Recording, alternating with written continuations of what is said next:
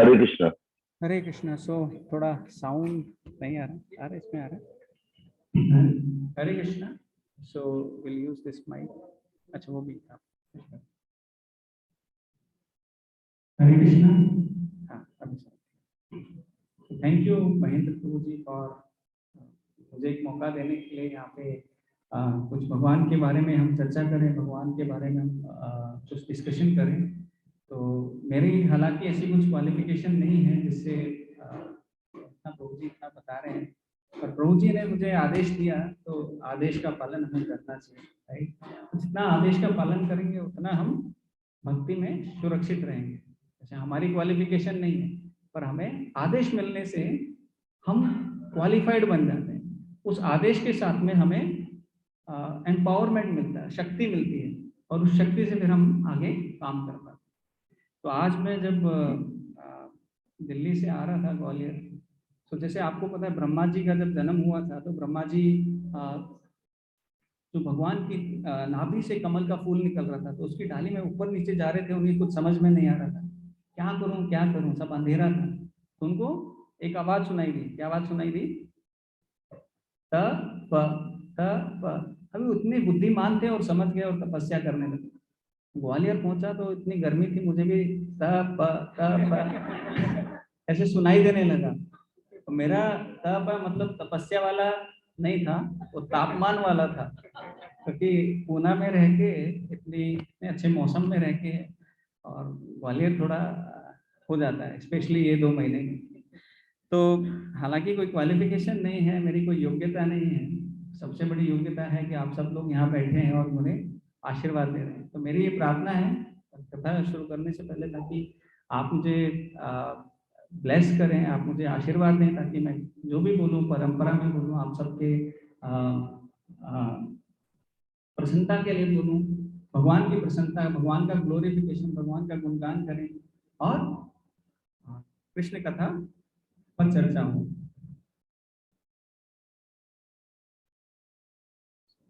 Mic change हो रहा है।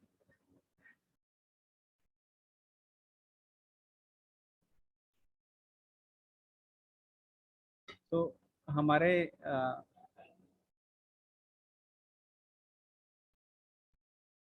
हरे कृष्णा कृष्णा कृष्णा हरे हरे। तो हमारे जो इस्कॉन मंदिर हैं स्पेशली ग्वालियर में, जो इतना अच्छा प्रभु जी प्रचार हो रहा है, आप सब लोग इतनी मेहनत से और इतने लगन से भगवान का नाम संकीर्तन कर रहे हैं। कीर्तन हो रहा था तो मुझे लग रहा था ये कीर्तन कंटिन्यू चलता रहे, है ना। कितना मतलब कीर्तन में इतना उत्साह था, इतनी एनर्जी थी, और भगवान का नाम तो है ही, तो इतना अच्छा लगता है।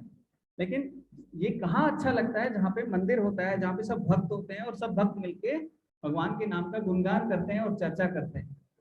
भगवान प्रभुपाद बोलते थे मेरे मंदिर क्या है, एक ओएसिस जैसे हैं। जैसे रेगिस्तान में आप जाएंगे तो वहां पे बहुत दूर दूर में कहीं कहीं पानी मिलता है, वैसे इस संसार के रेगिस्तान में, रेगिस्तान कैसे है, जैसे यहाँ पे भगवान का नाम कोई ले ही नहीं रहा है। लोगों को बोलो, आप जाके बुलाओ, लोग बोलते नहीं टाइम नहीं, बाद में आना। तो आप कितना भी कोशिश करो तो बड़ा मुश्किल होता है किसी को भी प्रेरित करना कि आप भगवान का नाम लो। लेकिन जब मंदिर में आके देख रहे हैं तो यहाँ पे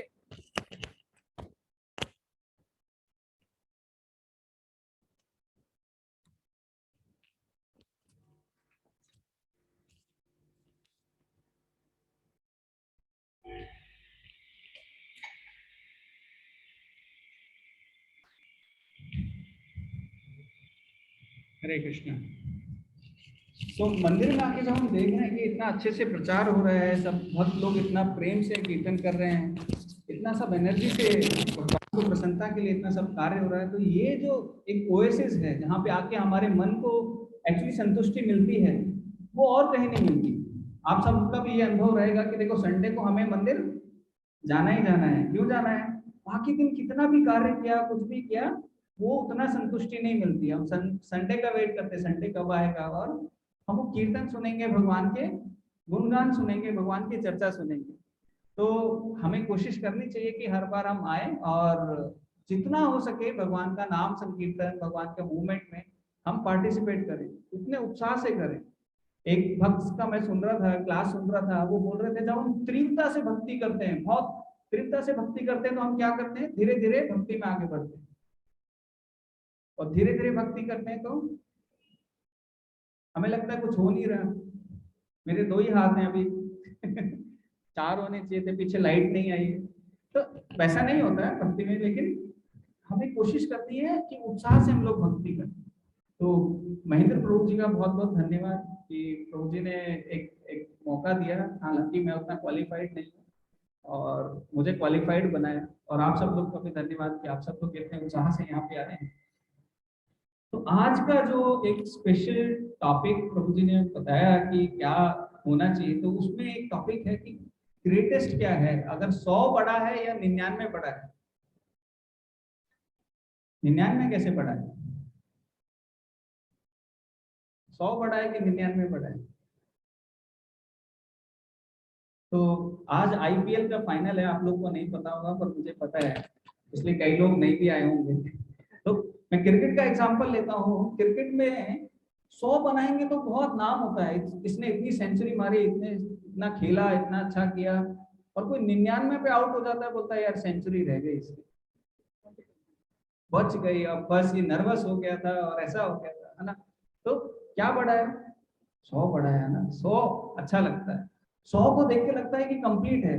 लोग बोलते हैं ना 100% ये काम होगा, कोई बोलेगा 100%, तो मतलब हाँ भाई हो जाएगा, सही हाथ में काम है, सही लोग उस पर काम कर रहे हैं। और कोई बोलेगा 99%, बड़े उत्साह से बोलेगा, तब भी हमें सुनाई देगा 50%। कुछ तो कमी है, कुछ है ऐसा जो बोल रहा है 99% हो ही जाएगा, आप चिंता ना करो। तो मतलब गारंटी नहीं है। लेकिन बहुत सारी चीजों में उल्टा भी सत्य होता है कि 99 भी बड़ा होता है। ऐसी एक कथा हम लोग आज सुनने जा रहे हैं। तो जैसे अगर आप मॉल में जाएंगे तो मॉल में लोग कैसे क्या प्राइस टैग लगाते हैं, कपड़ों के ऊपर, जूतों के ऊपर, सामान के ऊपर ऐसे लगाते हैं ना, 99, 199, 999। वो क्यों लगाते हैं, क्योंकि कम दिखता है। कम दिखता है, लोगों को लगता है उनकी सेल ज्यादा होती है, उनके लिए अच्छा है, 99 बड़ा है, राइट। और अगर कोई एग्जाम में पेपर लिखता है और 99 लेके आता है बहुत मेहनत करके, और कोई चीटिंग करके 100 मार्क्स लेके आता है, तो क्या बड़ा है, 99 बड़ा है। अरे कितनी मेहनत से, वो जो खुशी होगी ना वो 99 के साथ में, वो 100 में हमें मिलने वाली नहीं है, राइट। तो वैसे ही जो फोकस है वो इस पे है कि इम्पोर्टेंट क्या है, हमारे लिए जरूरी क्या है, हमें करना क्या चाहिए। तो रूप गोस्वामी भक्ति के बारे में 64 अंग के बारे में डिस्क्रिप्शन लिखते हैं अपनी बुक में, एनओडी में। तो वहां पे फिर वो 5 मुख्य अंग की बात करते हैं। तो 5 मुख्य अंग क्या है उसमें, साधु संग, नाम कीर्तन, भागवत श्रवण, मथुरावास श्री मूर्तिर, श्रद्धाय सेवन। तो 5 चीजें क्या है कि साधु संग करना है, भक्तों का संग करना है, वो सबसे ज्यादा इंपॉर्टेंट है। और क्या इंपॉर्टेंट है, नाम कीर्तन करना है। जैसे साधु संग तो आप सब लोग कर रहे हो, मंदिर आते हो और साधु संग करते हो, सब भक्तों का एसोसिएशन लेते हो। दूसरा नाम कीर्तन, जब हरे कृष्णा महामंत्र का जाप करते हैं हम, तो वो नाम कीर्तन होता है। अभी जो कीर्तन चल रहा था वो संकीर्तन होता है, तो नाम का कीर्तन। भागवत श्रवण, जो अभी हम भागवतम के ऊपर से एक जो कहानी सुनेंगे, तो भागवतम का श्रवण करते हैं। उससे क्या है, भागवतम में बहुत सारी ऐसी कहानियां हैं जो एकदम एक्सट्रीम वाली हैं। एक्सट्रीम मतलब कि ऐसा संभव नहीं हो सकता, इतनी कठिन परिस्थिति में लोग कैसे जा सकते हैं। जैसे प्रहलाद महाराज, उनके पिताजी ही दुश्मन थे। तो एक 5 साल का बच्चा, अगर आप उसको देखें तो उसका सबसे ज्यादा संरक्षण करने वाला कौन होता है, उसका पिता होता है।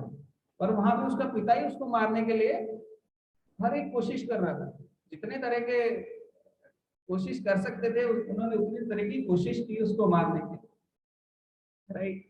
तो भागवत में हम जो कहानियां सुनते हैं उनसे हमें क्या मिलता है, एक विश्वास मिलता है, एक श्रद्धा मिलती है, जिससे हमें पता चलता है भगवान हमसे कितना प्रेम करते हैं, भगवान हमारे लिए कितना चिंतित है, और बार बार अवतार लेके आते हैं, बार बार अपने भक्तों को भेजते हैं, बार बार जो श्रीमद् भागवतम है, भगवत गीता है, उनके माध्यम से हमें सिखा रहे हैं कि कैसे हमें इस दुनिया से बाहर निकलना है, राइट।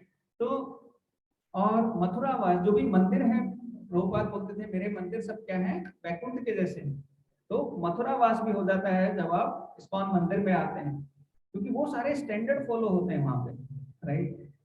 और श्री मूर्ति श्रद्धा सेवन, जो भगवान की जो अर्च विग्रह है, तो निताय गौर चंद्र है, जैसे परम करुणा बहु भी जाना, निताय गौर चंद्र भगवान है, गौर निताय है, उनकी जब हम आरती करते हैं, सेवा करते हैं, उनको कोई भोग लगाते हैं, तो वो भी एक जो प्रेम से हम भगवान के लिए करते हैं, तो वो ये जो 5 अंग हैं ये सबसे ज्यादा इंपॉर्टेंट बताए हैं।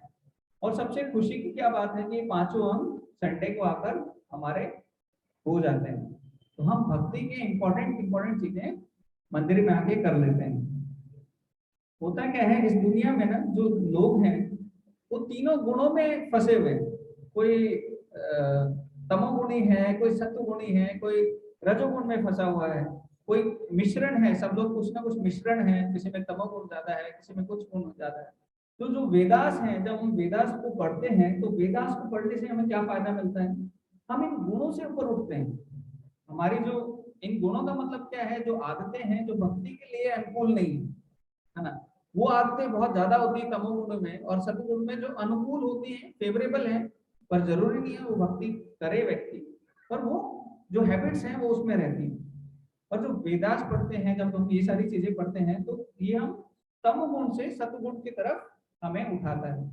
लेकिन नित्यम भागवत से भी, जब भागवतम का नित्य हम श्रवण करते हैं, तो उससे क्या होता है, हम शुद्ध सत्वगुण में जाते हैं और भक्ति के स्तर पर पहुंच सकते हैं। लेकिन उसके लिए क्या करना पड़ेगा, भागवतम का श्रवण करना पड़ेगा। श्रवण मतलब आप खुद से भी पढ़ सकते हैं। प्रभुपाद ने इतने अच्छे परपट दिए हैं कि आपको, आप अगर भागवतम लेके बैठेंगे तो बहुत बार हम पढ़ते ही नहीं, लेकिन जब पढ़ने बैठते हैं तो हमें लगता है कि देखो हमें और कुछ करना ही नहीं चाहिए। ठीक है, तो आज का जो पास टाइम है, जो लीला है, वो भागवतम के चौथे स्कंद से हम लोग सुनने जा रहे हैं पृथु महाराज की कहानी। पृथु महाराज का जन्म और बाकी जो चैप्टर है हम उस पर ज्यादा डिस्कशन नहीं करेंगे। एक जो पर्टिकुलर लीला है, एक जो पास टाइम है, उसमें ऐसे पृथु महाराज अपने 100 अश्वमेध यज्ञ को करने जा रहे हैं, और उस अश्वमेध यज्ञ में उनको क्या क्या बाधाएं आती हैं, तो उसके ऊपर आज हम चर्चा करने जा रहे हैं।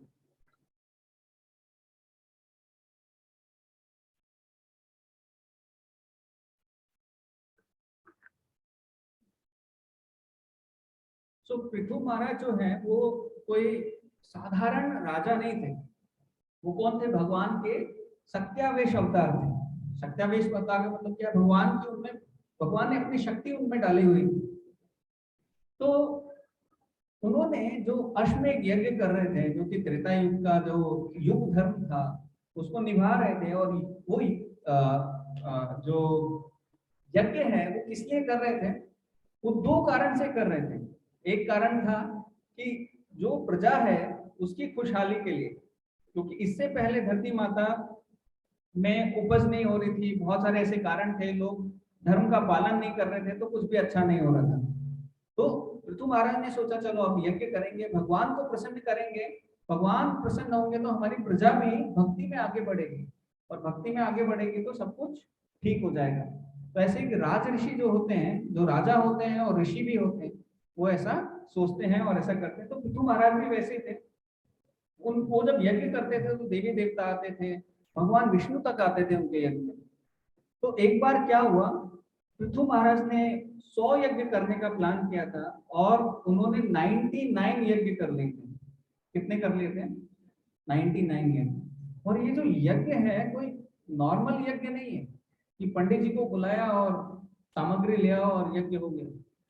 तो इस यज्ञ को करने के लिए बहुत बहुत स्पेशल सामग्री लगती थी। बहुत टाइम से अगर आप इकट्ठा करेंगे तब वो आती थी। बहुत पढ़े लिखे विद्वान जो पंडित हैं, जो मंत्र उच्चारण में श्रेष्ठ हैं, वो लगते थे। और तभी देवी देवता लोग आते थे। और जैसे अश्वमेध यज्ञ है, अश्वमेध यज्ञ का मतलब क्या है कि वो एक घोड़े को ना उस यज्ञ में छोड़ते थे, मतलब यज्ञ में नहीं छोड़ते थे, यज्ञ करने के पहले छोड़ते थे। तो पूरे देश में सब जगह वो घूम के आता था, और अगर उस घोड़े को कोई राजा पकड़ लेता है, तो पकड़ने से क्या होगा, उस जो अश्वमेध यज्ञ करने वाला राजा है उसको उस राजा से युद्ध करना पड़ेगा और उसको हराना पड़ेगा।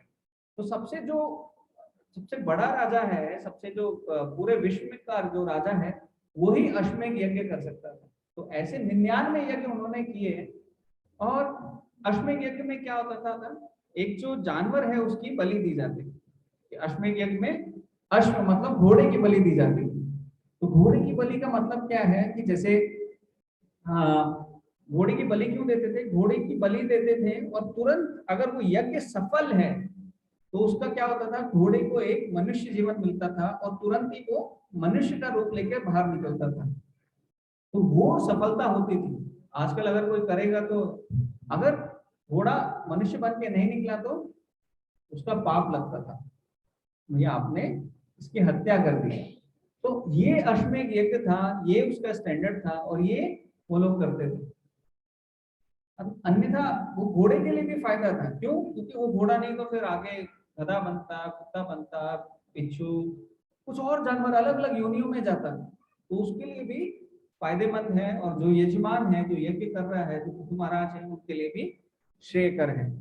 तो अपनी प्रजा को देख करके उनके लिए क्या श्रेयकर है और भगवान को मैं कैसे प्रसन्न करूं, उसको ये करके वो विचार को रखकर पृथु महाराज ने ये यज्ञ शुरू किया। तो 100वां यज्ञ जब चल रहा था तो इंद्र जो थे वो थोड़ा क्या हो गए, घबरा गए, क्योंकि जो 100 अश्वमेध यज्ञ करता है वो इंद्र बन जाता है। तो इंद्र बन जाता है तो उनको थोड़ा चिंता हुई कि भाई मेरे को सब जानते हैं शतक्रतु के नाम से, जिसने 100 यज्ञ किए हैं, अभी ये 100 यज्ञ कर देंगे तो मेरा कोई वैल्यू नहीं रहेगा, राइट। जैसे क्रिकेट में अगर किसी बैट्समैन ने 6 छक्के मारे बॉल में, 6 बॉलों में, 1 ओवर में, तो अगर कोई दूसरा बैट्समैन मार रहा है तो वो एकदम चिंता में आ जाएगा कि मेरा देखो रिकॉर्ड तोड़ दिया, है ना। या फिर कुछ और अगर किसी और अगर इसमें देखेंगे, कोई सबसे अमीर आदमी है दुनिया का, वो बोलेगा मेरे पास 1000 करोड़ अरब रुपया है, और उसके आसपास कोई आ जाता है तो उसको चिंता हो जाती है, अरे मुझसे अमीर बनने वाला है ना। तो वैसे ही जो इंद्र थे उनको देखो, आप 16 माला करो, 16 की 18 करो, 18 की 20 करो, इंद्र को कोई फर्क नहीं पड़ेगा। आप कीर्तन करो, भागवतम पढ़ो, कुछ फर्क नहीं पड़ेगा। आप 4 गुलाब जामुन एक्स्ट्रा खा लो, इंद्र बोलेंगे ठीक है ना। लेकिन वो जो अपने लीग में आ जाते हैं, अपने स्तर पे आ जाते हैं कि भाई 99 यज्ञ हो गए हैं, इतने सफल ये व्यक्ति हैं, अब तो कुछ करना पड़ेगा। तो जब ये चल रहा था और पूरा सेटअप था, सब ऋषि मुनि वहां पे थे, तो इंद्रा ने एक वेश बनाया। किसका वेश बनाया? एक सन्यासी के वेश में आया, और सन्यासी के वेश में आकर वहां पे घूमने लगे। अभी जैसे अगर कोई हॉस्पिटल में है और हॉस्पिटल में कोई डॉक्टर का वेश बना के आ जाए तो कोई पूछेगा कि आप कौन हो, नहीं, ठीक है डॉक्टर होगा, कोई तो होगा। या फिर पुलिस में कोई पुलिस का, आर्मी में कोई आर्मी का ऐसा वेश। तो यहाँ पे यज्ञ चल रहा था, सब साधु लोग थे उस असेंबली में, सब दूर दूर से राजा लोग भी आए थे, सब लोग आए थे। वहां पे एक साधु के वेश में इंद्र आए, और किस लिए आए? घोड़े को चुराने के लिए, क्योंकि घोड़ा नहीं होगा तो अश्वमेध यज्ञ कैसे होगा, है ना। तो घोड़े को चुराने के लिए, जैसे अगर 6 छक्के अगर पड़ रहे हैं, 5 पड़ गए हैं, और कोई पीछे से आके बॉल को ही चुरा के ले गए, बॉल ही नहीं रहेगी तो छक्का किसका मारेगा वो, है ना। तो क्रिकेट का एग्जांपल है, थोड़ी थीम है आज। तो वैसे ही अभी ये सोच रहे थे कि देखो अभी कैसे, अभी घोड़ा चुरा लेंगे तो कैसे, तो घोड़ा चुरा के इंद्र भागने लगे। और भागने लगे इंद्र, इतने इतने बड़े व्यक्ति हैं, उनको कोई देख नहीं पाया, कोई समझ नहीं पाया, और जाके वो एकदम आसमान में जाने लगे। तो वहां पे अत्रि मुनि दूर में तपस्या कर रहे थे, और उन्होंने देखा अरे इंद्र घोड़ा लेके जा रहा है। और वहां पे सबने देखा घोड़ा नहीं है, तो अभी कैसे होगा, घोड़ा कहाँ गया, घोड़ा कहाँ गया, सब ढूंढने लगे। और जो पृथु महाराज के जो बेटे थे, तो पृथु महाराज तो यज्ञ में बैठे थे, पृथु महाराज के जो बेटे थे वो भागने लगे और पहुंचे अत्रि मुनि के पास। अत्रि मुनि बोले देखो वो घोड़ा लेके जा रहे। उन्होंने तुरंत बाण चलाने की कोशिश की, और एक क्या उन्होंने देखा अरे तो साधु का वेश है, और एक क्षत्रिय एक साधु के ऊपर बाण नहीं चला सकता, है ना। साधु है तो कोई कैसे मार सकता है उसको। तो जा रहे थे और उनको बाण नहीं मारा और चिल्लाया कि रुक जाओ नहीं तो मैं बाण चला दूंगा। तो इंद्र डर गए और उन्होंने साधु का वेश नहीं छोड़ा, घोड़ा वहीं छोड़ा और वहां से गायब हो गए और चले गए और वो घोड़ा लेकर आ गए। फिर वो यज्ञ करने लगे, यज्ञ हो रहा है, सब लोग बैठ गए, फिर से आहुति शुरू हो गई, फिर से इंद्र को टेंशन आ गई, अब क्या करूं। अब दूसरा साधु का वेश बना के, पहले जो अलग ड्रेस था, अलग थोड़ा ही था, अभी तो अलग अलग उन्होंने एक अलग ड्रेस पहनी और फिर से आए, फिर से वो एक्टिविटी करी, फिर से किसी को पता नहीं चला और फिर से अत्रि मुनि ने देखा और फिर से जो उनके बेटे थे पृथु महाराज के, वो भाग कर गए और बाण चलाने वाले थे। तब तक इंद्र ने क्या किया, तो घोड़े को छोड़ दिया और गायब हो गए। तो ऐसे करके इंद्र ने एक बार आए, दो बार आए, तीन बार आए, एक बार आए उन्होंने पूरा अंधेरा कर दिया। बोला अरे अब तो ये अलर्ट हो गए कि भाई घोड़े को देखते रहो, कोई चुरा ना ले जाए। तो शादियों में ना वो दूल्हे की चप्पल देखते रहते हैं, तो वैसे वो घोड़े को देख रहे थे कि भाई अभी कोई चुरा ना ले जाए। इंद्र ने पूरा अंधेरा कर दिया और आए, फटाफट घोड़ा लेके भागने लगे। भाग रहे अत्रि मुनि, अत्रि मुनि क्या वो सीसीटीवी इंचार्ज थे वहां, वो फटाफट देख लेते थे, देखो कभी कौन ये कहाँ जा रहा है, और उनको बोला। और फिर से वो पृथु महाराज के बेटे थे, वो गए और फटाफट घोड़ा लेकर आ गए, पर अभी भी उन्होंने बाण नहीं चलाया। फिर इसके बाद जब ऐसी एक्टिविटी फिर से हुई, पृथु महाराज क्योंकि एक भक्त हैं, एक भक्त कभी ऐसा नहीं करना चाहता, लेकिन फिर भी क्या हुआ, उनको ऐसा करना पड़ा, तो वो खुद खड़े हो गए। तो उनके बेटे का नाम पड़ गया था तब तक विजिताश्वा। विजिताश्वा मतलब क्या है, जितने घोड़े के ऊपर घोड़े को जीत लिया है, क्योंकि वो बार बार घोड़ा पकड़ के लेके आ जाते थे, बार बार उनसे छीन के लेके आ जाते थे, तो उनका नाम पड़ गया विजिताश्वा। तो उनको उन्होंने बोला विजिताश्वा अभी आप रुको, अभी मैं यहाँ से बाण चलाऊंगा और मैं इस इंद्र को मारूंगा। अभी जो साधु लोग थे वो बोले देखो ये जो सभा है, ये जो यज्ञ स्थली है, इसमें किसी की हत्या नहीं कर सकते। हत्या करें तो ये यज्ञ वैसे ही विफल हो जाएगा।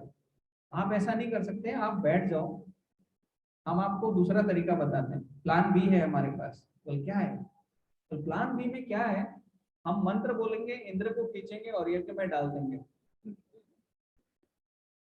मतलब ये अच्छा प्लान है, कुछ करना ही नहीं है उसमें। पर ऐसा वो क्यों कर पा रहे थे, ऐसे नहीं कि साधु बैठे मंत्र बोलेंगे और इंद्र अपनी स्थिति से आके यज्ञ में मर जाएगा। लेकिन इंद्र ने कुछ ऐसे कार्य किए जिनसे उनकी शक्ति क्षीण हो गई, जो उनकी जो पोजीशन थी उससे वो नीचे आ गए, और नीचे आने की वजह से क्या हुआ कि वो कम शक्ति होने के कारण अभी ये जो जो ब्राह्मण है वो चैलेंज कर पा रहे थे कि अभी हम इंद्र को बुलाकर अभी इसी यज्ञ में स्वाहा कर देंगे, तो क्या होगा, तो सब ठीक हो जाएगा। लेकिन ये सुनकर ब्रह्मा जी जो थे उनसे रहा नहीं गया। ब्रह्मा जी बोले ये इंद्र है, कि भले ही थोड़ा बहुत गलती कर रहा है, पर ये बहुत ही उच्च 100 अश्वमेध यज्ञ करना किसी आम व्यक्ति के लिए आसान बात नहीं, कोई नहीं कर सकता, संभव नहीं है। और इतना ऊंचा पद है, जैसे अगर ब्रह्मा जी या इंद्र के लिए अगर कोई योग्य व्यक्ति नहीं मिलता है भगवान को, तो भगवान विष्णु खुद आते हैं और उस पद को लेते हैं और उस मनवंतर में बैठते हैं और चलाते हैं, तब तक कोई योग्य व्यक्ति नहीं आ जाता। तो भगवान ऐसे ही किसी को इंद्र नहीं बनाते थे, ऐसे किसी को ब्रह्मा नहीं बनाते थे। तो ब्रह्मा जी को पता है ठीक है अभी गलती हो गई, क्या है थोड़ा ईर्ष्या हो गई, तो उस कारण से अभी ये नहीं कर पा रहे। तो लेकिन इसमें हम ब्रह्मा जी जब आए तो उन्होंने रोक दिया कि देखिए अभी आप इंद्र को मत मारिए। ब्रह्मा जी ने बोला और तो सब लोग रुक गए, थोड़ा शांत हो गए। पर यहाँ पे जो एक सीखने वाली बात क्या है कि जो इंद्र हैं उन्होंने क्या किया, एक जो जो ड्रेस है, जो सन्यास का ड्रेस है वो धारण किया। अब वो धारण करने से क्या होता है कि वो हर एक ड्रेस का एक स्पिरिट होता है, एक एक उसमें स्पिरिट को क्या बोलते हैं, एक जोश होता है उसका कि ठीक है, अगर मैंने भगवा कपड़ा पहना है तो मुझे त्याग का जीवन जीना है और भगवान की प्रसन्नता के लिए कार्य करना है। वो एक उसका मेन उद्देश्य रहता है। और इंद्र क्या कर रहे थे, उसके अपोजिट जा रहे थे, उसका उल्टा कर रहे थे। भगवा ड्रेस पहन रहे थे, सन्यासी बन रहे थे, पर अपनी इंद्रियों की तृप्ति के लिए वो घोड़े को चुराने के लिए आ रहे थे। क्योंकि अगर कोई और इंद्र बन गया तो कोई और उस पद पे आ गया।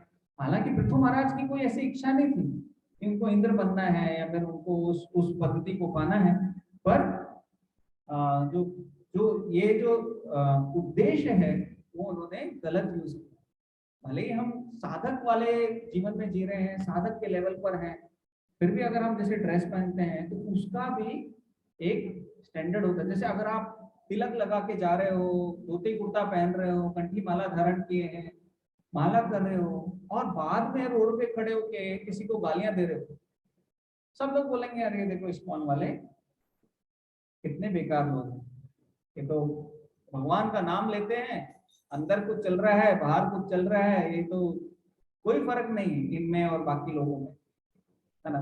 तो जो स्पिरिट है, जो उद्देश्य है उस ड्रेस का, वो बहुत इंपॉर्टेंट है, जो इंद्र ने उसका अपमान किया। राइट। तो हमें ये समझना है कि वो कितना इंपॉर्टेंट है। जैसे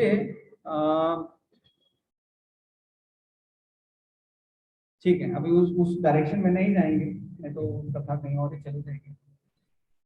तो पृथु महाराज, ठीक है, तो जब ब्रह्मा जी वहां पर आए, ब्रह्मा जी ने उन सबको बोला कि देखिए अभी आप इनको मत मारिए, अभी पृथु महाराज आप यज्ञ को रोक दीजिए और आपके 99 यज्ञ से ही आपकी प्रजा का खुशहाली हो जाएगी और जो इंद्र हैं, जो भगवान हैं, वो भी प्रसन्न हो जाएंगे। और उसके बाद क्या हुआ, भगवान खुद आए, भगवान विष्णु खुद वहां पर आ गए। और वो किसको लेकर आए, इंद्र को लेकर आए, और इंद्र को पीछे लेके आए थे। इंद्र बहुत शर्मिंदा था अपनी उन हरकतों से कि भाई मैंने देखो क्या कर दिया। कई बार होता है वो कार्य करते हुए हम नहीं समझ पाते, जो जिद में रहते हैं, जो हमारे सर पे ऐसा एक जुनून रहता है, उसमें व्यक्ति समझ नहीं पाता है। लेकिन जब थोड़ा शांत होता है, ठंडा होता है, तो उसको समझ में आता है कि देखो मैंने गलत कार्य कर दिया। भगवान ने बोला देखो पृथु महाराज, आप तो बहुत विद्वान व्यक्ति हो, आप इस शरीर से परे हो, आपको जो मान अपमान सुख दुख इन सब की ज्यादा चिंता नहीं करते भक्त हो। आप क्या करो, इसको माफ कर दो। बड़ा मुश्किल है माफ करना, पर क्योंकि पृथु महाराज एक बहुत उच्च लेवल के भक्त थे, बहुत शुद्ध भक्त थे, उन्होंने तुरंत बोल दिया कि मैंने तो वो कुछ मेरे मन में है ही नहीं। और इंद्र जब उनके पांव पकड़ने लगे तो फटाफट उनको गले लगा दिया। तो एक्चुअली इस कहानी में बहुत सारे चीजें हैं जो हमें हमारे जीवन में सीखनी चाहिए। अभी क्या क्या है हम एक एक करके थोड़ा उसमें चर्चा करेंगे। तो जो रेस्पॉन्सिबिलिटी है, रेस्पॉन्सिबिलिटी को जो जिम्मेदारी है, तो उसको समझना बहुत जरूरी है। अभी जो इंद्र है वो शतक्रतु नाम उसका पड़ा है, 100 यज्ञ आपने किए हैं, आपने गलत साधु का वेश धारण करके घोड़े को आप चुराने आए हो। ऐसे हम और भी उदाहरण देखते हैं कि लोग ड्रेस पहनते हैं साधु का, लेकिन कार्य कुछ और करते हैं। राइट। कैसे, जैसे रावण भी आया था, क्या करने आया था, सीता मैया को चुराने आया था। किस ड्रेस में आया था, साधु के ड्रेस में आया था और भिक्षा मांगने आया था, छल करके वो लेके गया, है ना। जैसे रावण ने किया और ये इंद्र ने किया अभी और रावण ने किया, वो सिमिलर ही है। एक और उदाहरण शास्त्रों में आता है, ऐसे उदाहरण बहुत हैं। जैसे पूतना जब आई थी, तो पूतना किस भाव से आई थी, एक माता के भाव से आई थी। इतनी सुंदर बनकर आई थी कि ब्रजवासी खुश हो गए। सब बोल रहे थे माता लक्ष्मी आई है, और माता लक्ष्मी भगवान को, हमारे जो कहना है, उनको दूध पिलाना चाहती है। वो जब चल रही थी तो किसी ने रोका नहीं, बोला आइए वेलकम। तो उनको बहुत वेलकम किया, बहुत बुलाया, बहुत प्रेम से। उन्होंने बोला बच्चा कहाँ है, बोला उधर है जाओ। लेकिन हमको देखना चाहिए कि वो किस भाव से आई है, उनका इंटेंशन क्या है। वो एक अच्छा ड्रेस पहन के, एक बाहर से अच्छा दिखना, और अंदर से जो भाव है वो बहुत बेकार होगा, ये हमें समझना चाहिए। तो ऐसे बहुत बार हम लोग देखते हैं, राइट। और इस दुनिया में भी ऐसे बहुत सारे रावण घूम रहे हैं, ऐसे बहुत सारी शूर्पणखा घूम रही है, जिनको हमें समझना चाहिए, सवाल पूछने चाहिए कि देखिए आप भगवान की भक्ति के बारे में बता रहे हैं, आप किस परंपरा से हैं, आप क्या फॉलो करते हैं। इस्कॉन में आने से पहले साधु की ना एक जो जो मेरे मन में एक विचार था कि साधु कौन होते हैं। तो पहले मैं देखता था ट्रेन में जो टॉयलेट के पास बैठ के जा रहे हैं, भगवा ड्रेस पहन रहे हैं, जो बीड़ी भी पी रहे हैं, तंबाकू भी खा रहे हैं, जो कहीं भी घूम रहे हैं, जिन्होंने ऐसा लगता है जीवन त्याग दिया है, पर अपनी जो आदतें हैं, इंटॉक्सिक नशा करना, ये सब करना, इन सब से अभी भी परे नहीं। तो आपने जीवन त्याग दिया पर अभी भी आप भौतिक चीजों में अटके हुए। जो साधु का डेफिनेशन है वो अलग ही। इस्कॉन में आके पता चला, देखिए कितना नियम हमें फॉलो करना पड़ता है, उस ड्रेस के लिए कितने कठिन परिस्थिति से हमें जाना पड़ता है। इस्कॉन पूना में अगर आप एक दो दिन मंगल आरती मिस कर जाते हो सुबह 4:30 बजे ऐसे ब्रह्मचारी, तो आपको बोल दिया जाता है आप बाहर रहो, मंदिर में रहने की जरूरत नहीं है। इतने कठिन जो नियम है हमारे राधेश्याम प्रभु ने उन्होंने बना के रखे हैं, और उस कठिन नियम की वजह से ही इतना अच्छा प्रचार प्रसार सब जगह हो रहा है। हमारे महेंद्र प्रभु भी बहुत अच्छे से प्रचार कर रहे हैं, हम देखते हैं वो हर एक चीज में, कीर्तन हो, संकीर्तन हो, बुक डिस्ट्रीब्यूशन हो, हर एक चीज में बहुत अच्छे से विचार कर रहे हैं, जो प्रचार कर रहे हैं, राइट। तो लेकिन जैसे इंद्र ने किया, इंद्र ने क्या किया, अपनी इंद्र तृप्ति के लिए घोड़ों को चुराया। अभी लोगों की भावना क्या है कि देखो इंद्र तृप्ति करनी है, हमें अपना एंजॉयमेंट करना है, अपने आप को सुखी करना है, और थोड़ा भक्ति भी करनी है। पर ऐसा संभव है क्या? हम दो नाव में पांव रख के चल सकते हैं क्या, जो दोनों अलग अलग डायरेक्शन में जा रही है? नहीं, नहीं चल सकते। दोनों रास्ते अलग हैं। अगर आपको या तो आध्यात्मिक जीवन जीना है या वहां पर, हाँ थोड़ी देर के लिए हम कर सकते हैं, जब तक हम पूरी तरह से क्रॉस ना कर दें, है ना। या तो इधर आप आ सकते हो या आप उधर आ सकते हो, पर एक प्रोसेस है तब तक। जैसे कैटरपिलर जो एक कीड़ा रहता है, उसका उदाहरण दिया जाता है कि धीरे धीरे आप पहले वो आगे को पकड़ता है, फिर पीछे को छोड़ता है, तो ऐसे जाता है। तो एक प्रोसेस है, हम सब वो साधना का प्रोसेस कर रहे हैं, और उसके थ्रू जब हम आगे बढ़ेंगे तो धीरे धीरे हमारा हृदय भी शुद्ध होगा, और हमारे हृदय में भी भगवान के प्रति प्रेम जो है वो डेवलप होगा, और हम आगे बढ़ पाएंगे। लेकिन जो जो अभी जो थीम है, जैसे अपनी इंद्र तृप्ति के लिए भगवान को यूज करना, भगवान को इस्तेमाल करना या भक्तों को इस्तेमाल करना, वो एक गलत विचार है। जैसे अगर आपको बोलूं, कोई मोटा आदमी है, खा खा के मोटा हो गया है, उसकी इच्छा है कि मैं अभी और क्या खाऊं कि पतला हो जाऊं, तो ऐसा कैसे संभव है? अरे थोड़ा एक्सरसाइज करना पड़ेगा, थोड़ा डाइट में रिस्ट्रिक्शन करना पड़ेगा, मैं भी थोड़ा हो रहा हूँ तो लेकिन वो इंद्र तृप्ति करते हुए वो खा खा के तो पतला नहीं हो सकता, है ना। एक और एक संस्था है पूना में, अभी भी है, मैं नाम नहीं लूंगा क्योंकि भागवतम क्लास में नाम लेने से भागवतम क्लास भी अशुद्ध हो जाती है। वो शो था जो खत्म हो गया। वो क्या कहते थे, उनकी किताबें अगर आप पढ़ोगे तो एक किताब का नाम है संभोग से समाधि। अरे संभोग से समाधि नहीं होता, एड्स होता है। और जो उनके जो जो आचार्य थे वो एड्स से मर गए। आप क्या कर रहे हो, इंद्र तृप्ति को मिक्स कर रहे हो स्पिरिचुअलिटी से। लोगों को लग रहा है अच्छा है, हाँ लाओ पैसा लाओ, तो क्या करना है, सब जो चल रहा है, जो बिजनेस बनाना है वो बिजनेस बनाओ और चलो। एक और संस्था है, उसमें जो उनके गुरु हैं, उनके जन्मदिन पे क्या करते हैं, वो बोल आज के दिन मीट नहीं खाना, एक दिन मीटलेस डे। क्यों? क्योंकि हम स्पिरिचुअल संस्था है ना, तो हमारे गुरु का जन्मदिन है, तो आज हमें मीट नहीं खानी चाहिए, बाकी दिन हाँ खा लो। तो ये जो स्टैंडर्ड है, अगर आप देखेंगे तो बहुत निचले स्तर के स्टैंडर्ड है। प्रभुपाद ने बोला अरे इस्कॉन में आना है, दीक्षा चाहिए, क्या करना पड़ेगा? 4 नियम क्लियर, पहले ही क्लियर, नहीं कर रहे दीक्षा तो नहीं मिलेगी। आ जाओ, धीरे धीरे जब हृदय शुद्ध होगा, जब भक्ति क्या है, बहुत नेचुरल प्रोसेस है। नेचुरल प्रोसेस मतलब जैसे एक बच्चा है, वो खाएगा पिएगा, धीरे धीरे धीरे धीरे करके बड़ा हो जाता है ना। बहुत नेचुरल है, उसको हमने पकड़ के डेली रबड़ की तरह खींचा नहीं कि वो बड़ा हो जाए, है ना। तो वो क्या है, उम्र के साथ, टाइम के साथ में वो बड़ा हो जाता है। वैसे भक्ति जो है वो बहुत नेचुरल प्रोसेस है।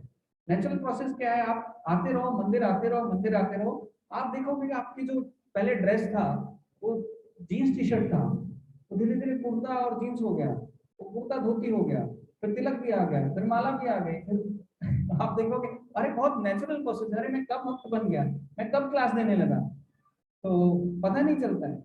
तो भक्ति क्या है, बहुत नेचुरल प्रोसेस है, बस आपको क्या है, भक्तों के संग में बने रहना है। तो ये जो बाकी जो हो रहा है ना, जैसे जो भी हम बाकी इन सब की बातें कर रहे हैं, जो भी अलग अलग संप्रदाय के लोग अलग अलग जगह भक्ति के नाम पे, पूजा के नाम पे, बहुत सारी चीजों के नाम पे जिन्होंने धंधा बनाया हुआ है, वो बहुत सारे बाबा है, अगर आप नाम लेने जाओ तो वो लिमिट ही नहीं है, है ना। कोई तो समोसा चटनी खिला के आपको ठीक कर देते, कृपा आ जाती है, आपके काम बन जाते हैं। अरे कुछ भी चल रहा है, तो क्या आपको विश्वास होता है, अरे भागवतम में लिखा है, प्रभुपाद कुछ कह रहे हैं, हमें सब समझा रहे हैं, क्या ये संभव है, ऐसा कुछ हो सकता है? बोले नहीं, भगवान की कृपा तो भगवान के भक्तों की सेवा करेंगे, भगवान की सेवा करेंगे, नाम संकीर्तन करेंगे तब आएगी ना, भागवतम पढ़ेंगे तब आएगी, ऐसे कैसे समोसे में कहां से आ जाए? तो थोड़ा आदमी दिमाग पर क्या है, उन्होंने बिजनेस बना लिया है, किसी ना किसी बहाने से उसको चलाए जा रहे हैं। रूपपाद कहते हैं ये जो सब चीजें हो रही हैं, ये इंद्र ने शुरू करी। क्यों? क्योंकि क्या हुआ, लोगों का विश्वास बढ़ा, लोगों ने देखा कि हमारा जो लीडर है वो क्या कर रहा है, वो ऐसे कर रहा है, हम भी अगर ऐसे ड्रेस पहनेंगे तो कोई हमें मारेगा नहीं, और क्या होगा, फिर हम भी कुछ गलत काम करके बच के निकल जाएंगे।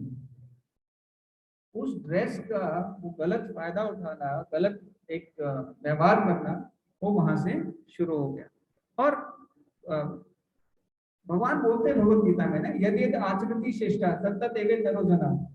तो जैसे जैसे जो आपके जो लीडर हैं, जो नेता है, वो कार्य करेंगे, वैसे वैसे आप आगे बढ़ोगे। अगर नेता अच्छा है तो बाकी सब जनता अच्छी होगी। जैसे एक स्टेट है वहां पे अभी, तो यूपी है, वहां पे अभी थोड़ा क्राइम कम हो गया, उस नेता का उसमें योगदान है। तो मैं ज्यादा किसी पॉलिटिकल पार्टी के बारे में इस्कॉन के साइड से नहीं बोलूंगा, इस्कॉन न्यूट्रल रहता है, पर मेरी पसंद अलग है। तो उसमें क्या है कि ये जो नेता है इसका बहुत बड़ा रोल रहता है, और इंद्र ने जो किया उससे बाकी लोग सीख रहे हैं, बाकी लोग उससे प्रेरित हो रहे हैं और देख रहे हैं कि देखिए इंद्र हमें क्या सिखा रहा है। तो ये जो गलत कार्य हैं वो वहां से शुरू हुए। और ऐसे ही किसी को ये ड्रेस नहीं लेना चाहिए। एक्चुअली कलयुग में स्पेशली सन्यास जो है वो मना किया गया है कि आपको सन्यास कलयुग में अलाउड नहीं है। तो बहुत ही एकदम शुद्ध लेवल का व्यक्ति है, बहुत ही उच्च स्तर का लेवल का जो व्यक्ति है, जो सच में भगवान में पूरी तरह से रत है, उसको सन्यास दिया जाता है। इस्कॉन में भी भक्त अगर आप देखेंगे 40-40 साल से ब्रह्मचारी हैं, बहुत अच्छे से जाप कर रहे हैं, प्रचार कर रहे हैं, सब कुछ कर रहे हैं, उनको फिर भी सन्यास नहीं देते, तो फिर भी टेस्ट करते हैं, फिर टेस्ट करते हैं, फिर टेस्ट करते हैं। चैतन्य महाप्रभु कहते हैं कि सन्यास अल्प छिद्र सर्वलोक गाय। कि सन्यासी में अगर कोई, उसका अगर व्हाइट ड्रेस है, व्हाइट व्हाइट कपड़ा है, उसमें छोटा सा भी अगर दाग लग गया ना, तो वो पूरा व्हाइट कपड़ा नहीं दिखता, क्या दिखता है, छोटा सा। अरे देखो गड़बड़ करते हैं ना, इन्होंने गड़बड़ किया ना, इस्कॉन वाले गड़बड़ करते हैं ना, हमको बुलाते हैं। अमेरिका में बोल दिया था, ये क्या करते हैं, ब्रेन वॉश करते हैं। क्या ब्रेन वॉश करते हैं, अरे ये बाकी पहले शराब पीता था, सब नशा करता था, सब मीट खाता था, सब कुछ करता था, अभी ये क्यों नहीं खाता है, लोगों के दिमाग में फिट नहीं होता था। इस कौन में जाके हरे कृष्णा को लिखे, इसने सब छोड़ दिया, इसका ब्रेन वॉश हो गया है, ये नॉर्मल नहीं है। तो प्रभुपाद का वो मैजिक है, जो प्रभुपाद ने ऐसे ऐसे लोगों को सन्यासी बना दिया, ऐसे ऐसे लोगों को उस लेवल पे पहुंचा दिया। पर लोगों को क्या लगता है, ये ब्रेन वॉश करते हैं, कुछ ऐसा करते हैं। तो ऐसे ही इस्कॉन में भी सन्यास किसी को नहीं दे देते, ठीक है। और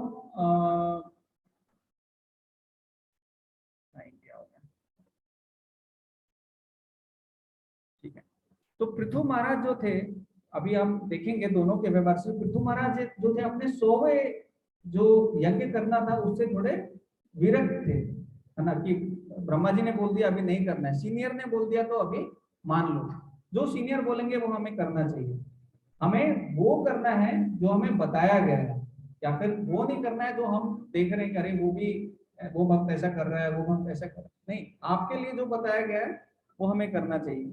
क्योंकि जो टाइम प्लेस और सर्कमस्टेंसेस है ना, जगह परिस्थिति के हिसाब से सबके लिए चीजें अलग अलग हो सकती है। जैसे बहुत अच्छा प्रसाद बनाया है, सबको अच्छा लगता है, लेकिन किसी को डायबिटीज है, कुछ बीमारी है, तो उसके लिए वो क्या हो जाएगा, जहर हो जाएगा, उसको नहीं खाना चाहिए। तो समय और इन सब की जगह इन सब की कारण वो सेम चीज क्या है, गड़बड़ भी हो सकती है, वो गलत भी हो सकती है ना। जैसे नीचे बैंक है, तो मैं और जितिन प्रभु प्लान बना सकते हैं कि देखो इस कॉन में हमें प्रचार आगे बढ़ाना है, थोड़ा प्रॉब्लम है, तो फंड तो हमेशा चाहिए होता है इस कॉन में, कभी उसकी पूर्ति नहीं होती, तो नीचे जाके थोड़ा पर वो सही नहीं है, वो देखें भगवान का ही पैसा है ना, कृष्णा का, तो वैसा सोच के हम लोग गलत कार्य नहीं कर सकते, है ना। हमें मैच्योर होना पड़ेगा अपने डिसीजन में, मैच्योर मतलब परिपक्व, है ना, वो परिपक्व होना पड़ेगा, समझना पड़ेगा कि क्या सही है क्या गलत है, क्या इंपॉर्टेंट है उस परिस्थिति के हिसाब से, क्या अच्छा कार्य करने से कुछ गड़बड़ हो रहा है क्या। जैसे अच्छा कार्य है ना, 100 यज्ञ करने उनके लिए, पर उन्होंने वो भी त्याग किया, उन्होंने वो भी नहीं किया।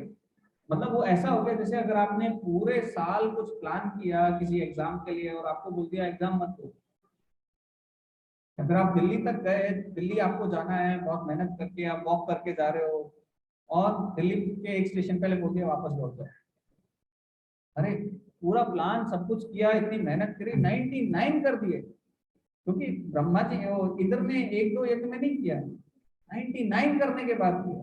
पहले एक दो में कर देता, ये सारी स्टोरी हो जाती तो ज्यादा टेंशन नहीं रहती, पर ठीक है एक दो ही हुए थे, 99 हो गए, उसके बाद में ऐसे किया। तो हमें ये देखना है कि हमारे लिए इम्पोर्टेंट क्या है और हमें क्या करना चाहिए, हमारी रेस्पॉन्सिबिलिटीज क्या है। अभी जो ये कैसे समझ में आता है, जैसे जो ये राजा लोग रहते हैं, कौन है, राज ऋषि इनको कहते हैं, तो पहले के राजा रहते थे, वो राजा भी रहते थे और ऋषि भी रहते थे, बाहर से इतने कठोर जैसे राजा की तरह बिहेव करते थे, अंदर से एकदम ऋषि, भगवान पे पूर्ण तरह निर्भर रहते थे। भगवान के लिए अगर भगवान चाहते हैं 99 करो तो 99 करो, भगवान चाहते हैं 100 करो तो 100 करो। और स्पेशली जब किसी व्यक्ति के पास बहुत पैसा आता है, या फिर जमीन होती है, या फिर जो विमेन जो अपोजिट सेक्स का कोई मामला रहता है, स्पेशली पहले ना ऋषि को जाके पूछते थे क्या करना है, युद्ध करना चाहिए, ये करना चाहिए। तो राज ऋषि, इसलिए जो राजा रहता था वो भी सारे जो निर्णय खुद नहीं लेता था, वो अपने गुरु के पास जाता था और पूछता था कि हमारे लिए क्या सही है, और वो ही हमें भी करना चाहिए। हमारे जीवन में कुछ भी आता है, कुछ भी परेशानी आती है, या फिर कुछ भी हमें निर्णय लेना होना चाहिए, एक बार हमारे जो सुपीरियर हैं, जो हमें गाइड कर रहे हैं भक्ति में, उनसे हमें एक बार बात करके पूछना चाहिए। कोई तो एक होना चाहिए जिसको हम कभी भी जाके पूछ सकते हैं कि ऐसी परिस्थिति है और हमें क्या करना चाहिए। ठीक है, थोड़ा फास्ट जाएंगे। अभी जो व्यक्ति एकदम जिद्दी है, जैसे इंदिरा है, उसको आप समझा नहीं सकते। ब्रह्मा जी ने क्या किया, किसको समझाया, पृथु महाराज को समझाया। अरे पृथु महाराज की तो कोई गलती नहीं थी, पर जैसे अगर आपके घर में दो बच्चे हैं तो आप किसको समझाते हो, बड़े वाले को समझाते हो जो थोड़ा समझ जाएगा और ये करेगा, छोटा वाला जिद्दी है वो नहीं समझेगा, तो बड़े वाले को समझाते हो बेटा अभी थोड़ा मान जाओ, उसको दे दो कोई बात जाने है ना। तो वैसे यहाँ पे किसको बोला, पृथु महाराज को बोला, है ना। तो जैसे विदुर थे वो भी बहुत अच्छा अच्छा बोलते थे, किसको, दुर्योधन को, धृतराष्ट्र को कि युद्ध मत करो, ऐसा मत करो, बहुत अच्छा। पर उन्होंने ठान लिया था कि देखो अभी हमें पांडवों को मारना है, युद्ध जीतना है, तो उन्होंने क्या किया, विदुर को महल से निकाल दिया। विदुर जी बोले ठीक है हरे कृष्णा, मैं अपनी यात्रा में जाता हूँ। तो जो जिद्दी है उसको हम समझा नहीं सकते, किसको समझा सकते हैं, जो समझ सकता है, जो सुनने के लिए रेडी है ना, जो फ्लेक्सिबल है। तो इसलिए ब्रह्मा जी आए और उन्होंने इनको समझाया। अभी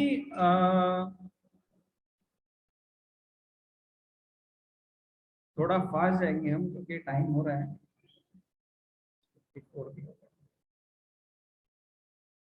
तो किंग जो राजा थे, अभी जो पृथु महाराज थे, उन्होंने 99 यज्ञ करके ही प्रजा के लिए सब कुछ पा लिया और भगवान को भी प्रसन्न कर दिया। तो 100 यज्ञ करने की क्या जरूरत है? जब 99 में ही वो मिले तो 100 क्यों करे, है ना? ऐसे ऐड आता था पहले। तो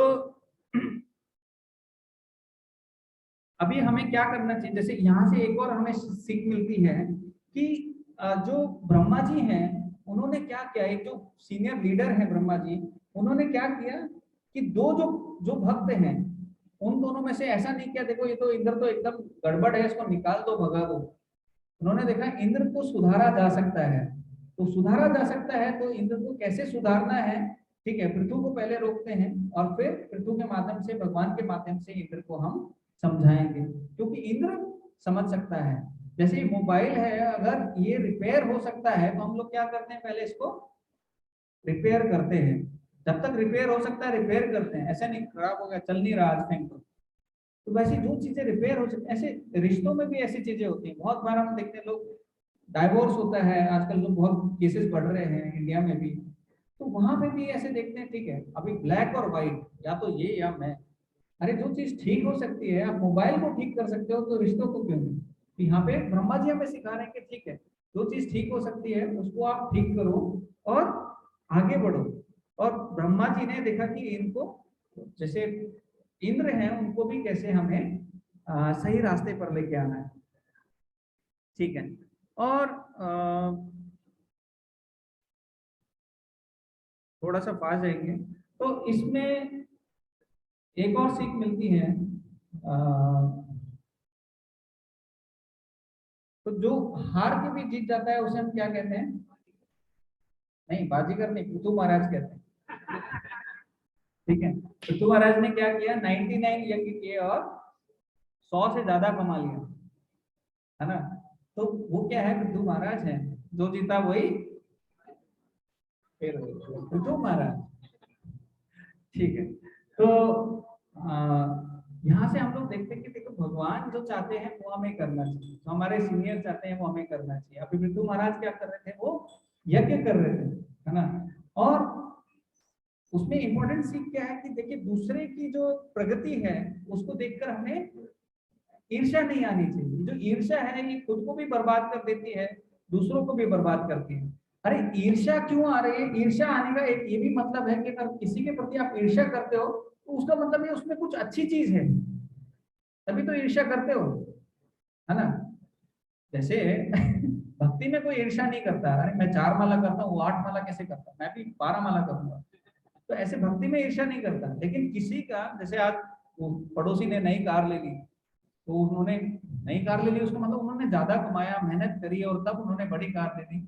अभी ईर्ष्या करके कुछ नहीं होगा, आप अप्रिशिएट कर सकते हो, है ना? तो वो एक सीख है। और जब हम भक्ति में स्पेशली किसी को आगे बढ़ते हुए देखते हैं और आगे बढ़ते हुए उसकी सराहना करते हैं, सिर्फ सिर्फ बढ़ते हुए उसकी प्रसन्नता, उसके उसकी भक्ति में आगे बढ़ने के उसमें आनंद लेते हैं, उसमें ही आप इतनी प्रगति कर जाओगे। राधानाथ स्वामी महाराज बोलते हैं कि आपको भी उतना ही बेनिफिट मिलेगा जितना उसको भक्ति में आगे बढ़ने से मिल रहा है। किस कारण से? सिर्फ प्रसन्न होने से।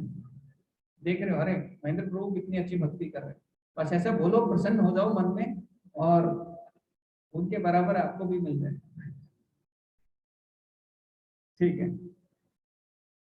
तो यहाँ पे एक और जो रूप गोस्वामी ना एक डेफिनेशन बताते हैं कि प्रेम क्या है, क्योंकि हमें भगवान भक्ति में सिखाया जाता है भगवान से प्रेम करना है।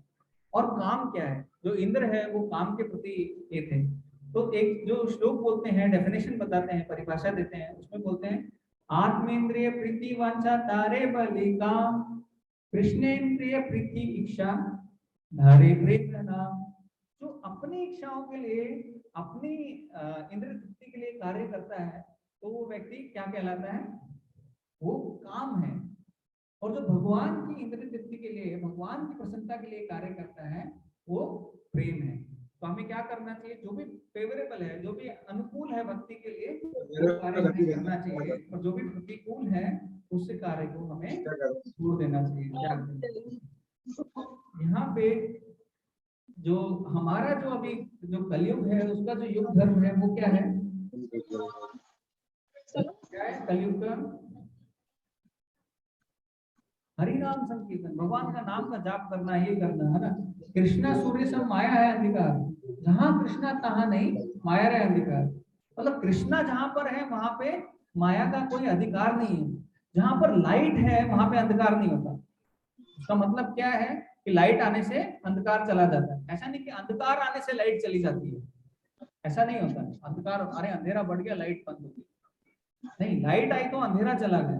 तो ऐसे जैसे हम कृष्णा को जितना अपनाएंगे, भगवान का जितना नाम लेंगे, तो उतना ही हमारे अंदर से जितने भी अनर्थ हैं, ये एक्चुअली अपॉर्चुनिटी है, हमें वो लेना चाहिए कि हम जितना नाम में रुचि लें, जितना भगवान के कीर्तन में रुचि लें, उतना हमारे लिए अच्छा होगा। क्योंकि पहले सतयुग में लोग कहाँ जाते थे? वनवास में जाते थे और मंत्र जाप करते थे, तपस्या करते थे। त्रेता युग में यज्ञ करते थे, उसमें भी मंत्र बोलते थे।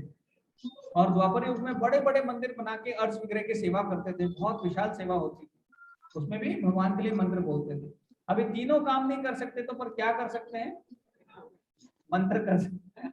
तो बचा मंत्र ही है। तो इसलिए कलयुग का जो नाम जो बताया कि युग धर्म है, भाई आप सबसे सतयुग में भी नहीं निकल पाए, कोई बात नहीं, द्वापर में भी नहीं जा पाए, त्रेता में भी नहीं जा पाए, अभी आप बचे हो, क्या सबसे आसान तरीका क्या कर दो? 100 साल की उम्र है मैक्सिमम, तो थोड़ा नाम जाप करो और यहाँ से निकल। और बहुत सरल है। भक्ति विनोद ठाकुर कहते हैं, गृह ठाको बने ठाको सदा हरि बोले ठाको।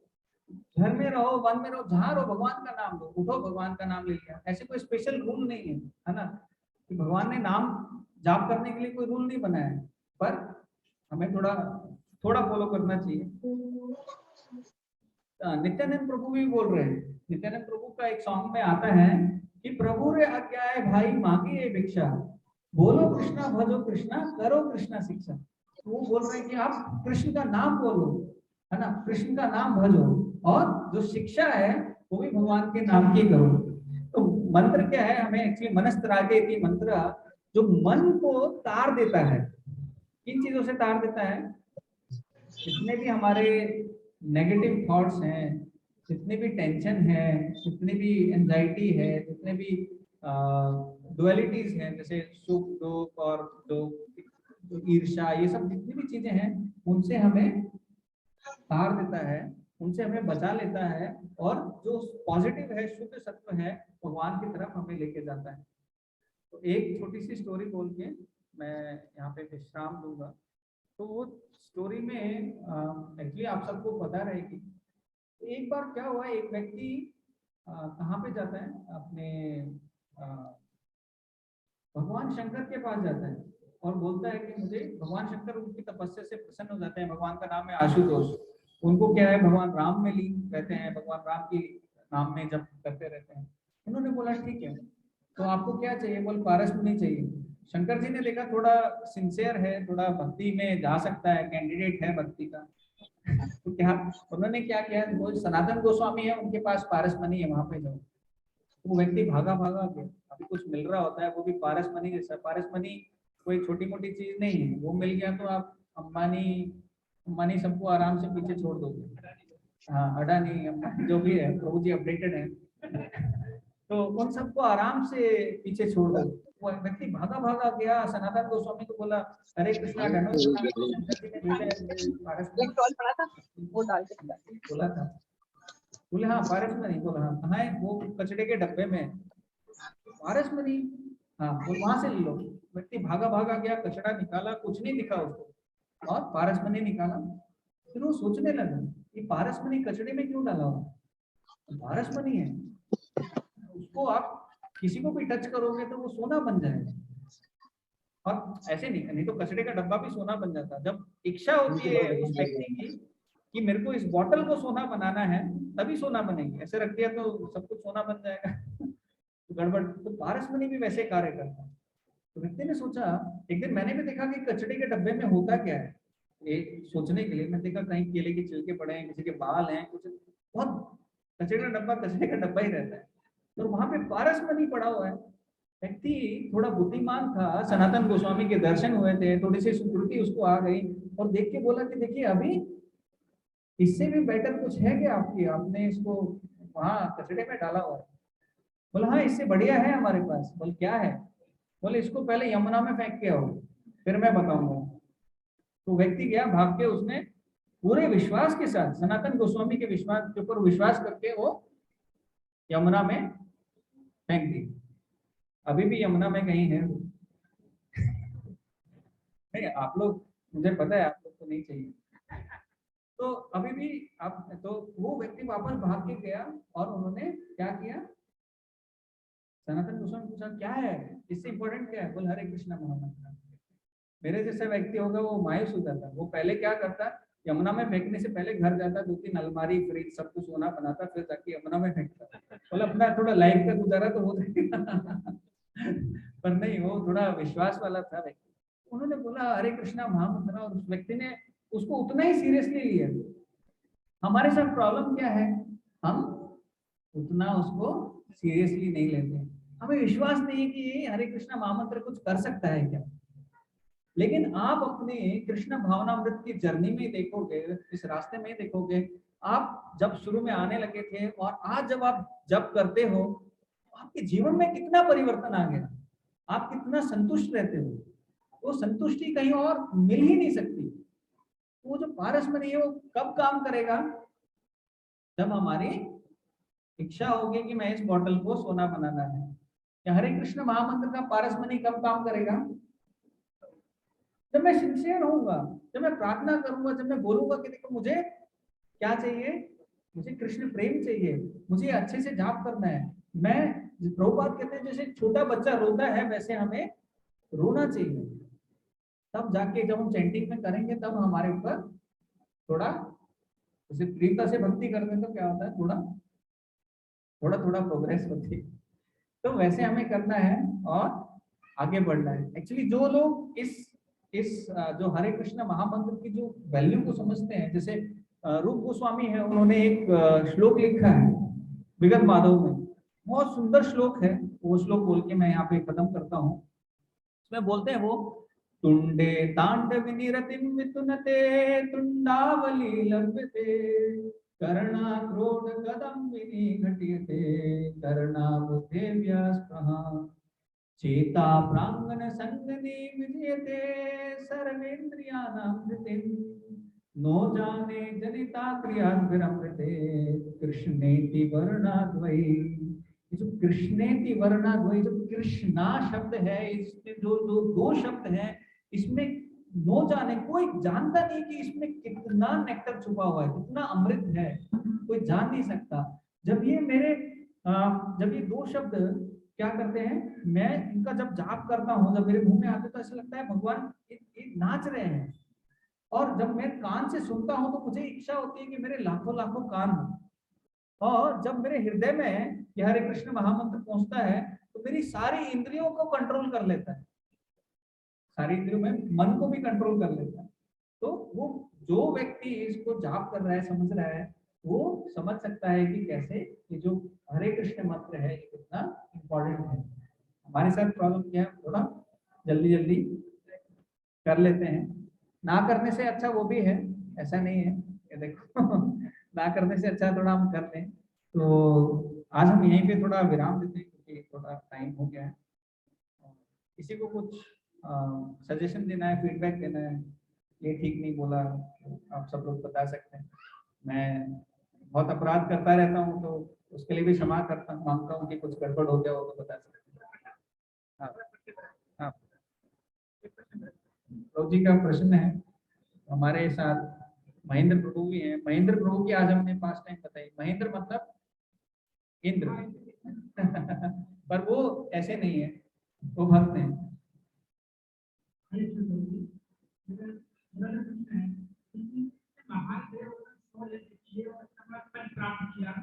उसके बाद भी आम आदमी नहीं, एक्चुअली ये जो उदाहरण आता है भागवतम में यही बताने के लिए आता है कि इंद्रा भी गिर सकता है। आप ना 14 जो भुवन बोलते हैं, 14 जो प्लैनेट्स हैं, उसमें आप कहीं पे भी जाओ, आपने अच्छे काम किए, स्वर्ग पहुंच गए, स्वर्ग पहुंच गए, वहां पे आपने पूरा एंजॉयमेंट किया, सब कुछ किया और नीचे आ गए। एक्चुअली क्या है, जो नरक है ना, वहां पे भी एंजॉयमेंट है। जो सुतल पातल तलातल है, अगर आप देखोगे भोगवती है वो नागलोक की राजधानी है। वहां पे कौन रहते हैं? पूरे नाग रहते हैं। वहां पे लाइट नहीं पहुंचती, तो क्या है, नागों के ऊपर ऐसे मोती रहते हैं और वो मणि रहती है, और वो मणि से पूरा प्रकाश होता है और सब जगह देखते रहते हैं। और वहां पे उसका अगर आप डिस्क्रिप्शन पढ़ोगे तो इतना आपको अच्छा लगेगा। देखो कितनी सुंदर जगह है, भागवतम में आता है भगवती के ऊपर। तो वहां पे भी एंजॉयमेंट है। आप स्वर्ग में जाओगे, स्वर्ग में भी एंजॉयमेंट है। तो जैसे नरक में एंजॉयमेंट है, वैसे स्वर्ग में भी एंजॉयमेंट है। नरक में कैसे है? भगवान को भूल कर एंजॉयमेंट है। जो स्वर्ग में ऊपर लोग हैं वो क्या कर रहे हैं? उन्हें भगवान याद है और फिर भी एंजॉयमेंट कर रहे हैं। तो प्रॉब्लम वाली जगह क्या है? भगवान को भूल कर एंजॉयमेंट करना है या याद करके? एक्चुअली याद करके मेरे हिसाब से ज्यादा गड़बड़ है, क्योंकि आप भगवान को याद भी कर रहे हो और अपराध भी कर रहे हो।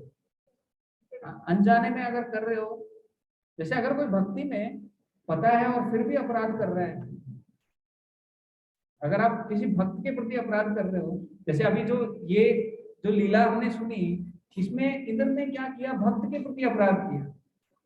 अभी भक्त के प्रति अपराध करके भगवान विष्णु भी थे, वो बोलते ठीक है आपके सारे पाप माफ। उन्होंने क्या किया? वो पृथु महाराज के पास उसको लेके आए कि नहीं आप आओ, पृथु महाराज से माफी मांगो, वो माफ करेंगे तो आपका कोटा क्लियर। वैसे एक और पास टाइम आता है, किसका? अम्बरीश महाराज का। अम्बरीश महाराज में भी वो क्या करते हैं?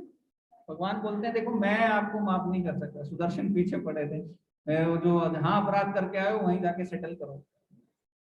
तो भगवान भी वैष्णव अपराध को माफ नहीं करते, और यही अपराध आप बाहर जाके किसी के साथ कर दो कुछ फर्क नहीं पड़ेगा, मतलब आप भक्ति में कुछ नहीं होगा। लेकिन तो इसलिए जानकर भी अगर आप गड़बड़ कर रहे हो तो वो ज्यादा बड़ा अपराध है, और अनजाने में कर रहे हो तो फिर भी ठीक है, मतलब अपराध तो है ही, वो भी गड़बड़ है ही।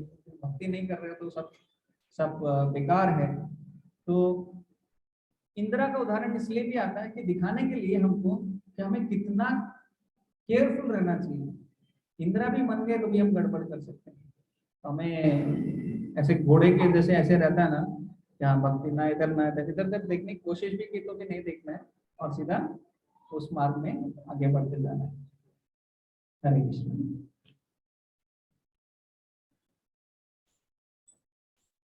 हरे कृष्ण। उधर क्वेश्चन देखिए, मुझे नहीं आएगा तो मैं महेंद्र प्रभु को बोल दूंगा, मेरे सीनियर हैं। हाँ हरे कृष्ण।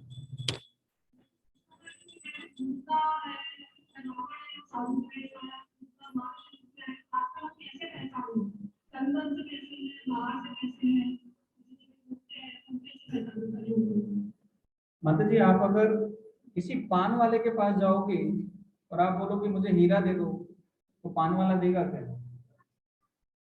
नहीं, पान वाला हीरा देगा आपको। क्यों देगा? बोले कितना बेवकूफ आदमी है, ये पान वाले के पास आया है और हीरा मांग रहा है। कोई भी पत्थर लाएगा चमकीला और दे देगा, बोलिए लो हीरा, जाओ। वही हो रहा है कि जब हम अगर सिंसियर नहीं है, हम ही चाहते हैं कि देखो इस रास्ते में हमें, जब क्योंकि हमें सवाल पूछने चाहिए। बहुत सारी संस्थाएं वहां पे आएंगे, गुरुजी आएंगे हफ्ते में एक बार पानी लेके और छिड़क देंगे, सबकी दीक्षा हो गई, जाओ हरे कृष्ण, अब सब लोग आप हमारे शिष्य बन गए। तो वो नहीं चलता है। क्या चलता है कि हमें सवाल पूछना चाहिए। कोई अंधभक्ति का मतलब जो जो विनम्र है व्यक्ति, उसका मतलब ये नहीं कि वो अंधभक्ति करेगा, जो बोल दिया वो मान लिया। नहीं, आपके सीनियर भी कुछ गलत कर रहे हैं, आप बोल सकते हो प्रभु जी मेरे को ये चीज समझ में नहीं है, आपका व्यवहार ऐसा था, तो आप पूछ सकते हो। और जब आप पूछोगे, जब आप पता करोगे, तब आपको पता चलेगा। बेसिकली जो फॉर्मूला है कि जैसे आप किस संप्रदाय से हो, आप पूछ सकते हो। जो 4 संप्रदाय बताई गई है, रुद्र संप्रदाय, ब्रह्म संप्रदाय, श्री संप्रदाय और तो ब्रह्म, जो हम ब्रह्म माधव गौड़ी संप्रदाय में कौन आता है, तो हम पूछ सकते हैं कि आप कौन से संप्रदाय से हैं। उसके बाद में उनका जो व्यवहार है, उनका जो ये है, तो गुरुजी अगर खुद पान खा रहे हैं तो आप समझ सकते हो। तो 4 चीजें मना की गई है, वो तो मना की गई। तो थोड़ा भी आदमी कोई बुद्धि लगाएगा तो समझ जाए, समोसे खा के कुछ नहीं होने वाला। हरे कृष्ण। हाँ, हरे कृष्ण। मेरा मतलब है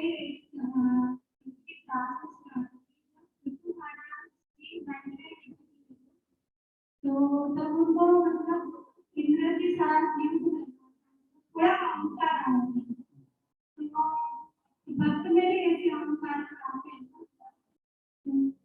वो अहंकार कैसे कम कर सकते हैं?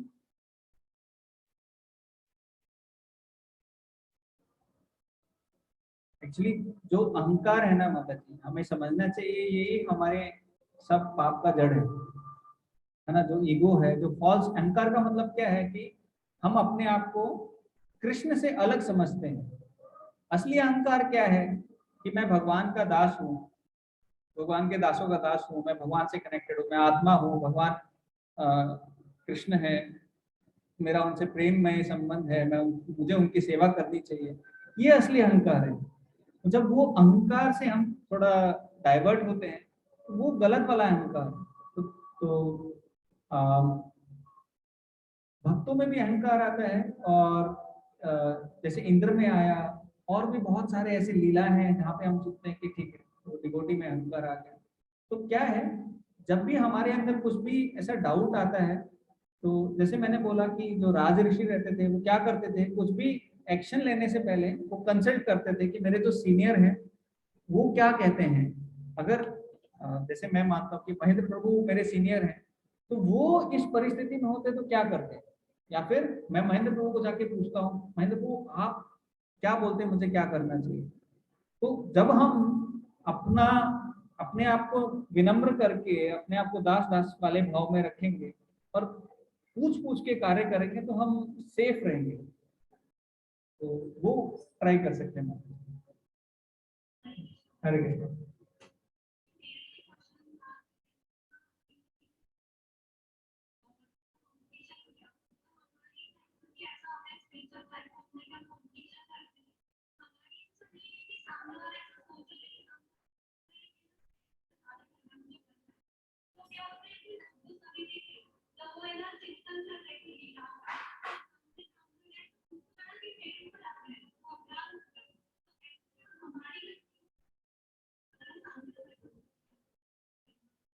नहीं माता जी, हमारी गलती नहीं है उसमें, और हमें बस सिंसियर बने रहना है।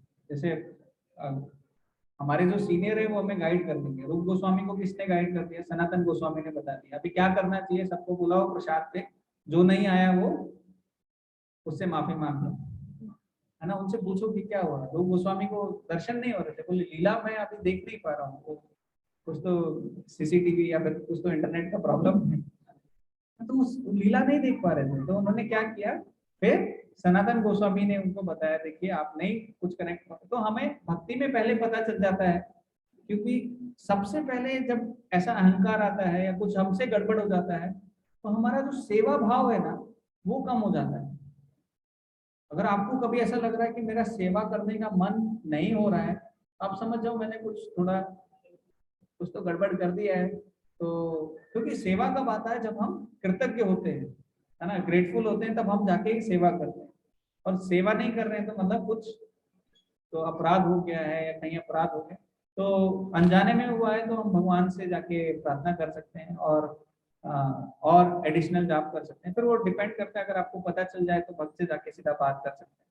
बट कोशिश करनी चाहिए हमें कि जितना हम कर सकें, स्पेशली वैष्णव अपराध से, क्योंकि उसको और कोई सोल्यूशन नहीं। करेक्ट। महेंद्र प्रभु आप कुछ ऐड करना चाहेंगे?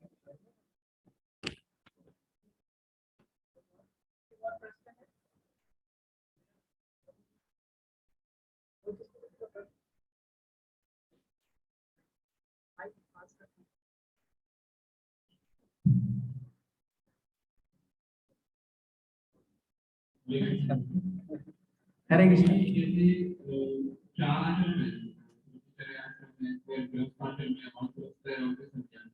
जैसे अभी आपने बताया कि संन्यास आश्रम मतलब बहुत मुश्किल से मिलता है, तो ऐसा कंपलसरी है कि आप अगर ब्रह्मचर्य से गृहस्थ आश्रम में जाना है तो उसके बाद आपको वानप्रस्थ आपको संन्यास देना ही पड़ेगा, तो कुछ कंपलसरी है? नहीं, कोई कंपल्सन, कुछ कंपल्शन नहीं है, आप गृहस्थ रह के भी भक्ति अच्छे से कर सकते हो। वानप्रस्थ और को वानप्रस्थ फिर लेना चाहिए, क्योंकि वो एक वानप्रस्थ का मतलब ये है कि आप संसार की अभी सारी ड्यूटीज को छोड़कर आप एकाग्र होकर भगवान की अभी सेवा करना चाहते हैं। तो आप क्या है, आपका और कोई जीवन में अभी मोटिव नहीं रहेगा, तो वो वानप्रस्थ है, स्पेशली गृहस्थ का जो एक लेवल। और भक्ति करते रहते हैं तो वो अपने आप नेचुरली हो जाता है। ऐसे घर पे भी रहते हैं, हमारे पूना में भक्त हैं, तो जयदेव प्रभु और सत्यवती माता जी बहुत पुराने बहुत सिंसियर भक्त हैं। सबसे पहले पूना में उनके घर में क्लासेस होती थी, वो अपने घर में बुलाते थे, सब लोग महाराज लोग सब आते थे। तो वो अभी भी मतलब फैमिली में ही रहते हैं, पर वो पूरी तरह से वानप्रस्थ है। तो ऐसा नहीं कि ऑफिशियली आपको एक दिन बुलाया जाएगा और मतलब बताया जाएगा कि आप वानप्रस्थ हो, पर वो नेचुरली हो जाता है। जैसे भक्ति हम बोल रहे हैं कि नेचुरली है, तो धीरे धीरे आपके जैसे अनर्था, हमारे जब अनर्था क्लियर होते हैं तो हमें भगवान के प्रति प्रेम बढ़ता है, और उस प्रेम में हम, जब प्रेम होता है तो सेवा अपने आप आ जाती है। बिना प्रेम के हम किसी की सेवा नहीं कर सकते।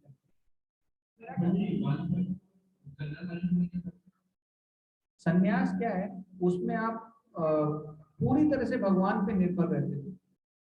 जैसे वानप्रस्थ में क्या है कि आप जो भी कार्य करोगे भगवान की प्रसन्नता के लिए करोगे। वानप्रस्थ में आप कुछ नहीं सोचते, मतलब 100% डिपेंडेंस ऑन कृष्ण। आपका एक ही मात्र सहारा है, वो भी भगवान है। प्रसाद मिला नहीं मिला, कुछ नहीं हुआ, कुछ भगवान ने दिया तो हो गया। वो वानप्रस्थ वाला फिर भी जाके कर सकता है। हाँ,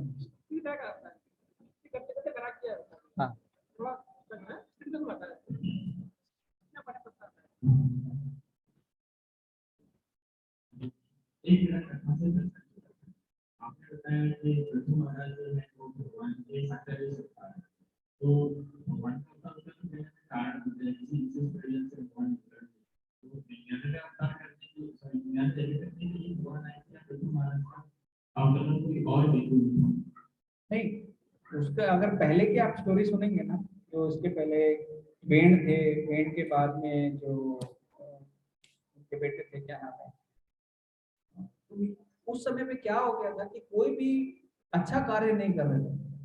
तो अच्छा कार्य ना करने की वजह से, भक्ति का कोई भी कार्य ना करने की वजह से पृथु महाराज का जन्म, अंग महाराज थे वेण के पिता, तो अंग महाराज के बेटे हुए वेण। और वेण इतने सब जो उल्टा काम करते थे, तो उस वजह से क्या हुआ था, धरती ने उपज देने की बंद कर दी थी, लोगों के लिए अकाल पड़ रहे थे, खाने को नहीं मिल रहा था और ये सब कुछ। फिर वो ऋषियों ने उनको प्लान करके उनकी हत्या कर दी, और उसके बाद में उन्हीं के शरीर से पृथु महाराज और उनकी जो वाइफ है अर्ची, उन दोनों का जन्म हुआ मृत्यु के बाद। एक ऐसे तो वो स्पेशल भगवान का अवतार है, और इसीलिए हुआ ताकि सब लोग, जो उनका जो उद्देश्य था भगवान की प्रसन्नता के लिए, और सब जो प्रजा है उसकी रखवाली करनी, उनको उनकी खुशहाली करनी, सब लोग अच्छे भक्ति में करें। क्या एक जो नेता रहता है ना, उसके ऊपर रेस्पॉन्सिबिलिटी रहती है कि सबको भक्ति में लगाना है। अगर आप भक्ति में लगा रहे हो तो क्या होता है, उसका 1/6 जो कर्मा है भक्ति का, अच्छा कर्मा है, वो नेता के पास जाता है। और अगर भक्ति नहीं कर रहे हैं और सब गलत कार्य में लगे हुए हैं, तो उससे क्या होता है, उनके गलत पापों का जो कर्म है वो नेता के ऊपर आता है। आजकल के नेता सब भक्ति कर रहे नहीं कर रहे, वो मुझे नहीं पता, आप लोग समझदार हैं। ठीक है, हरे कृष्णा। सो हम लोग यहाँ पे स्टॉप करेंगे, और समय भी हो गया है। कृपया क्षमा करें अगर कुछ ऊपर नीचे हो गया तो। धन्यवाद। श्रीमद् भागवतम की जय, श्रील प्रभुपाद की जय, जय गौर प्रेमानंदे जय।